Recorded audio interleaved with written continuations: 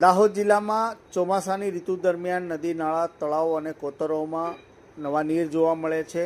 ત્યારે નદી અને કોતરોમાં પાણીના ધસમસતા પ્રવાહ પણ જોવા મળે છે અને ઘણી વખત આવા ધસમસતા પ્રવાહમાં લોકો જીવના જોખમે પાર કરતા હોય છે, ત્યારે દુર્ઘટના પણ સર્જાતી હોય છે. ત્યારે આજે ચોંકાવનારી તસવીરો ઝાલોદ તાલુકામાંથી સામે આવી રહી છે, જ્યાં જીવના જોખમે વિદ્યાર્થીઓ અભ્યાસ લેવા માટે આ જોખમી રીતે કોતરને પાર કરી રહ્યા છે.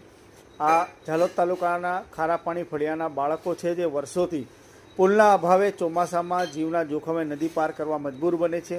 આ ડુંગરી ગામે હાઈસ્કૂલમાં અભ્યાસ અર્થે નાંગી કોતર પાર કરી રહેલા આ બાળકો અભ્યાસ લેવા માટે આ જોખમી રીતે આ કોતર પાર કરે છે.